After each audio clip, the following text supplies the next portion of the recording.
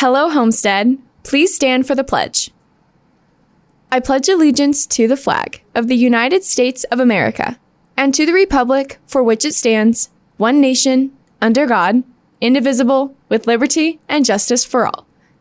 Please remain standing for a moment of silence.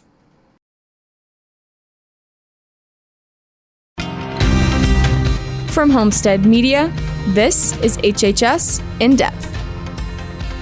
Coming up, a recent Homestead graduate published her own children's book, and you'll learn about the writing and illustrating process. Plus, some Homestead art students took part in a project where they reimagined kindergarten students' drawings of monsters. You'll see how that turned out this year. Those stories and more straight ahead. Thank you for joining us today. I'm Nisha Lalaria. And I'm Jenna Lane. And Nisha, next week is Thanksgiving already. This will be our last show until after break. Yeah, I'm really excited to eat some vegan turkey next week.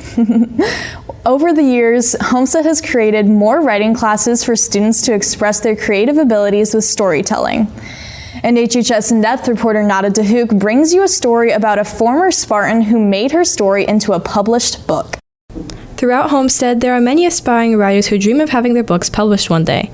One Homestead graduate, Madison Moore, made her dream a reality with her children's book, More Than Just a Game. This book is about the Black history of basketball before the NBA was formed, so kind of how we got to where we are now with the NBA being more than 70% Black when it was invented by a white person in a very white space. And so it kind of tracks that evolution from around 1900 to 1950. It really did start from that question of how did we get where we are now. And when I started reading this history, I was just so swept in. I was so interested. I felt like it was a story that needed to be told and that many people didn't know. And so from that research, I just kind of took off from there and started writing the story. And throughout her journey of writing this book, seeing its message spread to the world is the most gratifying part for Madison. I think maybe now is kind of the best part. I mean, it was really fun writing. It was fun working with the illustrator. But now that I'm getting to see it in kids' hands, I'm getting to see it in friends and family's hands and just like know that people are getting to see what I worked really hard on and hopefully falling in love with the history as much as I did is really rewarding. And not only does Madison want to spread the history of basketball, but she hopes to inspire the next generation to make their own history. I'm hoping that it's going to inspire the kids that are reading it. I think it shows that, no matter what disadvantage you might have, no matter how insurmountable it might be for something so serious as segregation, you can still find a way to excel. And that's what these teams did. And they changed the world by doing it. And so I think that's what I hope kids will take away, that their individual impact, their desire to excel can be that impactful. For any aspiring writers, Madison's best advice is to take small steps towards publication and continue to write, as you never know when the most impactful story is going to come. If you'd like to learn more information about Madison or her story, you can follow the link shown below. For HHS In Depth, I'm Nada Dahouk. Thanks, Nada. We're joined now by Carly Flanagan with an update on the No Shave November fundraiser. And Carly, how are things going so far? Well, Jenna, as we head into our last week of November, Homestead has raised a total of $3,516.58 so far for the kids at Riley Hospital. All of our teachers have been making an effort to have the most money raised and win the competition. Overall, we have 13 teachers participating, and all teachers are having fun ways to donate, but some have some nice incentives that you may want to listen to. Mr. Drake has told his students that if he raises the most money, he will shave his head. Mr. Dreyer has given students candy and donuts to encourage their donations. Mr. Harkness is having a competition within his classes, and the winning class decides what he will shave his beard to be like at the end of the month. Mr. Trice and Mr. Zolman are selling candy to their students in exchange for donations. Mr. Amy has sold items in his classroom such as posters, rubber duckies, and even a Spartan head to raise funds. And finally, the reigning champ, Mr. Shaw, has raised the stakes as he has told his students that if they raise $2,000, he will shave his arms and legs. And if they reach $3,000, Mr. Shaw will shave his eyebrows. So far, Mr. Shaw is in the lead with a whopping $1,189.63 raised. Right behind him is Mr. Amy with $954 raised, and Mr. Dreyer is in third with $429 raised for the kids. But there's still a week left for all of these results to change. If you would like to get candy or see these teachers follow through with their statements, be sure to stop by their rooms to donate. Keep donating for your winning teacher and, most importantly, for the kids. We're already 2/3 of the way through November, and temperatures are going to continue to fall. With Thanksgiving only a week away, you may want to make sure to turn up the thermostat if you plan to have family over. Stick around, I'll be back soon to let you know what you can expect tonight and the weekend following. Are you a fan of the game show Family Feud? Well, you're in luck because Homestead's Key Club is hosting its own version of this beloved program. On Thursday, December 2nd, Mr. Beer will be hosting this fundraising event for Key Club. Teams of 3 to 5 will be competing against each other for the chance to win a grand prize of $50. If you would like to sign up, be sure to pick up a form from Student Services. You're watching HHS In Depth with Jenna Lane and Nisha Lalaria. Welcome back to HHS In Depth. Seniors, several new scholarships have been added to the HHS scholarships page this week. Many of these have upcoming November deadlines. For a comprehensive list of scholarships and their eligibility criteria, please visit our website. Attention all spring sports athletes from last year. Spring patches have finally arrived. Please stop by the athletic office in the main office area at your earliest convenience. Thank you for your patience during this unforeseen delay. Graduated seniors will have their patches mailed directly to them. The Homestead High School speech and debate team competed in the Fishers Debate Tournament last weekend at Fishers High School. The Spartan speakers had the opportunity to compete in all IHSFA debate events: Congress, Lincoln Douglas, Policy, Public Forum, and World Schools Debate. Maya Hamed took 5th place in novice congressional debate out of 33 competitors. Congratulations to all speech and debate team members. Homestead's boys basketball team will take part in Sneakers for Santa this year on December 4th. From now until then, there are bins placed around the school where you can donate your new or gently used shoes to be donated to those in need this holiday season. You can find the bins near the main entrances as well as student services and the weight room. The last day to donate is December 3rd. Get out to the first ever Key Club Family Feud Night on Thursday, December 2nd from 6 to 7:30 p.m. Key Club will host a game night of epic proportions. Get your team of 3 to 5 friends together to compete for a $50 prize. Sign-up forms can be found in Student Services. Cost is $7 per person, and this event is raising money for the annual canned food drive. And now here's a look at the clubs taking place at Homestead over the next week. Euchre Club meets today after school in room 212. New members are welcome to join. Your t-shirt orders will be discussed at this meeting. K-Pop Club meets today after school in room 924. Are you interested in current events? Do you enjoy discussing politics? If so, go to Young Progressives today in room 614, Mrs. Smith's room. All political viewpoints are welcome and snacks will be provided. Chicken Nugget Club members are meeting today after school in room 208. New members are welcome to join and they will be discussing their t-shirt orders at this meeting. Get out to Film Club today in room 113 and vote on the next movie. Snacks will be provided. Email Molly Grover if you have any questions. Other clubs meeting over the next week. Audio aficionados will meet on Monday at 2:45 in room 600B. They will be listening to an album by Frank Zappa. Get out to the Environmental Club's next meeting on Monday in Mrs. Merkling's room, room 206. Please take old clothes you are willing to repurpose for their environmental crafting activity. And Homestead Students for Life will have a brief 15-minute call-out meeting after school on Monday, November 22nd. Meet them in the community room to learn more about who they are and what their mission is. Homestead's drawing class recently took part in a project where Homestead art students reimagined monsters that were drawn by Boy Elementary kindergartners. Here's HHS In-Depth reporter Cole Steinacker with the story.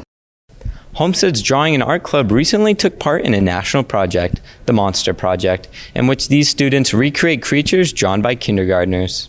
This year we partnered with the art teacher at a Boy Elementary, who just happens to be a former high school art teacher that I did my student teaching with here at Homestead, which was a kind of a unique collaboration. The drawing students really wanted to stick to the kindergartners' plans when recreating their monsters. So I tried to keep similar colors as he did with his background of like the sky and the reds, greens, blues, basically all the colors of the rainbow. And I wanted to show kind of the details that he described his monster as having. So with the worms and just like the silliness and the happiness of the monster. Teaching these young students that pursuing a career in the arts is not only an amazing way to use their creativity, but is also a great approach to expressing themselves in new ways. One of the things that we hope to achieve through the Monster Project and through one of the kindergartners being paired with a high school artist is to just celebrate their creativity and encourage their ideas, to help them see that following a path in the arts is a valid career path even eventually, and to just encourage their creativity. Creativity is the key to a successful future in the arts. So if this is something that might interest you, make sure to continue to express yourself artistically. For HHS In Depth, I'm Cole Steinacker. Thank you, Cole. A lot of students at Homestead sometimes struggle with math, but the good news is that there is a place for students to go to get more help with their math questions. Here's HHS In Depth reporter Sean Ross. Many students at Homestead who struggle in their math class seek extra help. With out-of-school tutoring being very expensive, kids are in need of extra time and assistance to keep learning. Little do many students know there is a free in-school place to get help, the Math Resource Room. It's a room that we have available for students all periods of the day, even after school on Wednesday and Thursday, to get help in their math. The Math Resource Room can be found in room 511. It's for students. It's for students to get help in any math questions they may have. And this is also the place you would come down and take any tests or quizzes that you maybe have missed in absences. Whenever you arrive in the resource room, you will probably see a familiar face. Students should come to the Math Resource Room during their study hall after getting a pass from their math teacher. The teachers that are in the Math Resource Room are teachers that you would have for math classes. It changes every semester and the period we're assigned is not fixed. So check the schedule to see who you can come down and meet with, depending on the period you're available to come down and get help. Make sure to head down to the resource room during your study hall if you are in need of any math help. Reporting for HHS In Depth, I'm Sean Ross. Thank you, Sean. You may have been to or heard of the YAF or Young Progressives meetings, but this year these two clubs have started holding joint meetings with debates, activities, and sometimes even guest speakers. Here's HHS In Depth reporter Jensen Clegg with the story. Here at Homestead, the Young Americans for Freedom and Young Progressives clubs meet weekly to discuss political topics and current events. This year, the clubs have occasionally started having joint meetings in which they get together for an activity or to discuss political issues. Joint meetings are a time where we can discuss really large political issues like healthcare and gun control and get opinions and perspectives from both clubs. The cause for starting them is we realize people are really polarized on their politics and we're oftentimes stuck in an echo chamber and only listen to their political viewpoint. So these allow people who are only in one of the two clubs to come out and get more of a wider range of perspectives. I would say that you don't have to know everything about every issue. It's easier if you just start including current events as part of your daily routine or get involved in local politics. While most of the joint meetings involve debates over varying political subjects, there are occasionally events with a special activity or guest speaker. And in last week's case, this was Fort Wayne City Councilman Jeff Paddock. Well, it's always, I think, been an issue, at least when I was even growing up, that it's sometimes difficult to get younger people involved at the level you'd like to see.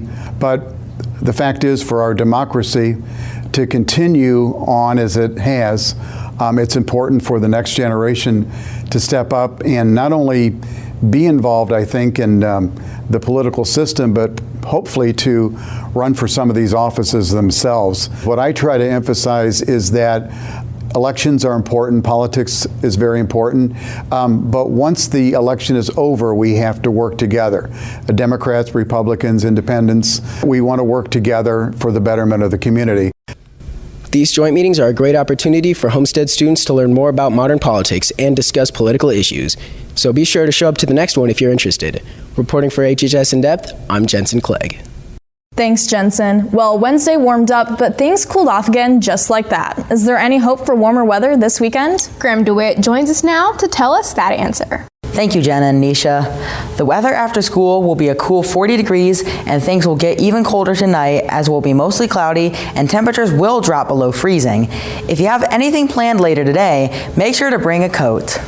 Looking at the weekend, tomorrow will be similar to today with a cloudy sky and a high of 43 that will fall to 32. Sunday, we will see the sun peek out through the partly cloudy skies as the temperature climbs up all the way to 49 degrees, and by the end of the day, cooling off to a temperature of 34. There is a good chance of rain Sunday night, so be mindful of that if you're going to do anything outside. Will we continue to see temperatures drop? I'll be back later with an outlook on Thanksgiving week.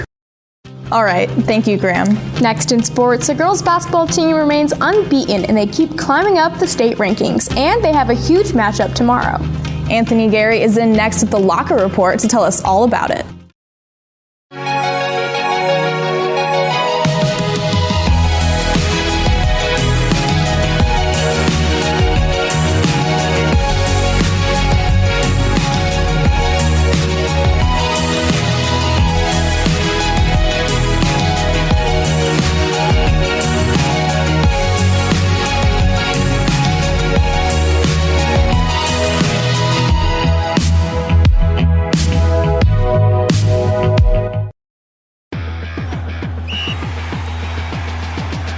Welcome back to the Locker Report. I'm Anthony Gary. We have a very short Locker Report this week as it's only the second week of winter sports as the girls basketball team is still the only team to have competed. Last Saturday, the girls played in their second game of the season and won big versus Wayne 75-16. Five-star UConn signee Ayanna Patterson put up 28 points while playing only about half of the game. Other great performances were put out by Molly Stock and Maggie Kinsley. And now looking at the rest of the winter sports, some sports may have to wait a couple more weeks for their seasons to begin, and others start up just around the corner. The wrestling team's season began yesterday just after the recording of this segment. Their next match will be here at Homestead on November 27th. The boys basketball team's season starts Tuesday on the road versus Huntington North. There are high expectations for the team this year as they finished 25-1 last season.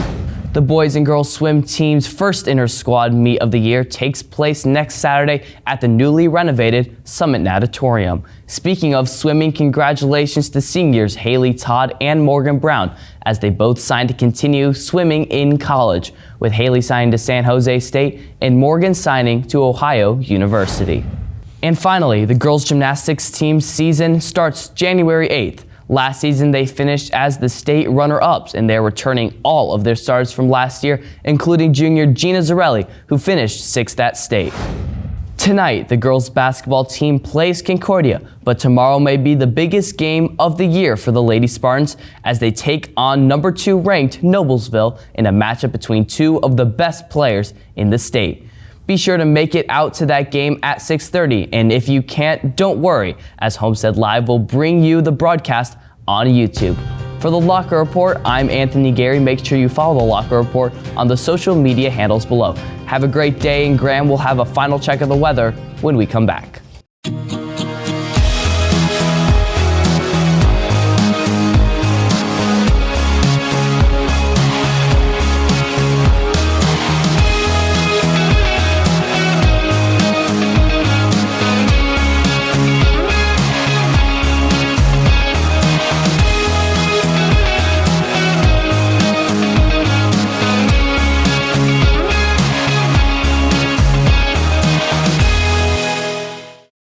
The weather this week will continue the trend of getting colder, as temperatures will only reach the upper 30s and go down into the mid to high 20s.